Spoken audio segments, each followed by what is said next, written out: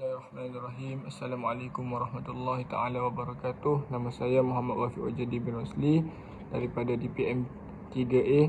Jadi hari ini saya ingin membentangkan kefahaman ayat surah Al-Mutaffifin ayat 1 hingga 3. Bismillahirabbil alamin, nahmaduhu wa nasta'inuhu wa na'udzu billahi min syururi anfusina wa min sayyiati a'malina, may yahdihillahu fala mudilla lahu wa may yudlilhu fala hadiyalah.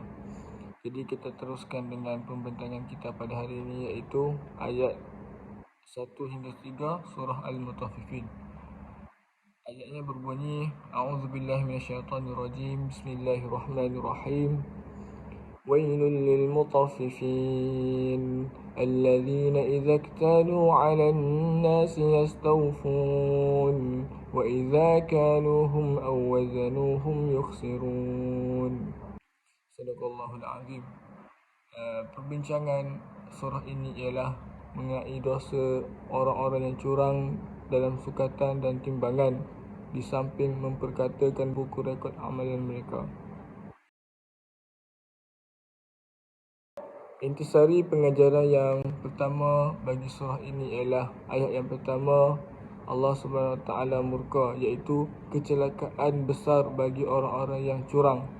Yang ayat yang kedua pula, iaitu mereka yang apabila mereka menerima sukatan gantan cupak ni dari orang lain, mereka mengambilnya dengan cukup.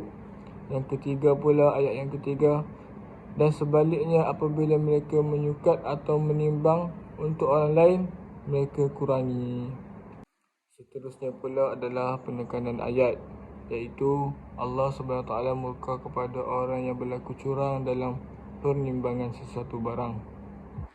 Seterusnya saya ingin memberi satu contoh di Malaysia yang mana berlaku pada 2020, iaitu dua pegawai penguatkuasa KPDN HEP Perlis, Muhammad Amir Abdullah berkata peniaga berusia 30-an terbabit antara 11 peniaga yang dikenakan tindakan mengikut Akta Timbang dan Sukat 1972 dan Akta Kawalan Harga dan Anti Pencatutan dalam operasi skim harga maksimum musim perayaan Hari Raya Puasa 2020 bermula 20 Mei hingga 3 Jun lalu. Di dalam kes ini, orang awam mengadu barangan yang dibeli mereka seakan kurang daripada berat timbangan asal. Selain tindakan yang menyediakan produk yang tersedia dibungkus setiap kali menjual kepada pelanggan mencurigakan. Kita hendaklah berlaku adil. Dan alhamdulillah di Malaysia telah diadakan Akta Timbang dan Sukat 1972. Ini cukup bagus untuk negara kita kepada peniaga-peniaga di luar sana supaya berlaku adil kepada orang awam. Surah yang seterusnya adalah surah Al-Isra ayat yang ke-32. Surahnya berbunyi, A'udzubillahi minasyaitonirrajim. Wala taqrabuz zina innahu kana fahishatan wa sa'a sabila. Yang bermaksud, dan janganlah kamu mendekati zina. Sesungguhnya zina itu adalah sesuatu perbuatan yang keji dan suatu jalan yang buruk. Di perbincangan surah ini ialah dalam surah Al-Isra ayat yang ke-32 ini, Allah SWT melarang kepada semua hambanya untuk melakukan perbuatan zina, kerana itu merupakan perbuatan yang keji dan dapat merosak kehormatan hubungan rumah tangga dan dapat menyebabkan perbuatan buruk yang lain. Jadi penekanan ayat ini, Allah SWT secara tegasnya melarang kita mendekati zina. Seperti mana kita telah tahu, banyak jalan-jalan yang dapat mendekati zina. Seelok-eloknya kita jauhkan.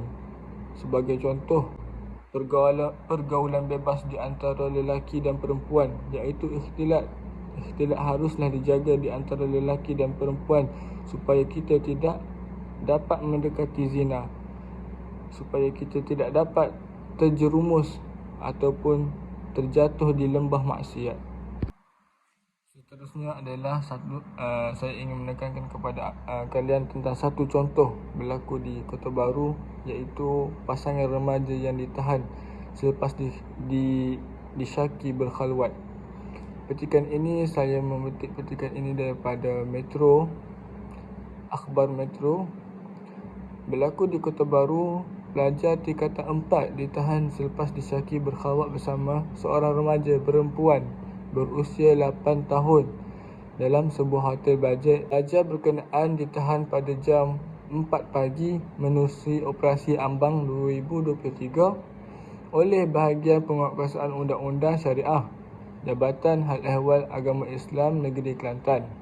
Ketua Penolong Pengarah Bahagian Penguatkuasaan Undang-Undang Syariah Jahid Muhammad Fadzuli bin Muhammad Zim berkata remaja berkenaan memberi alasan keluar untuk menyambut Tahun Baru 2023.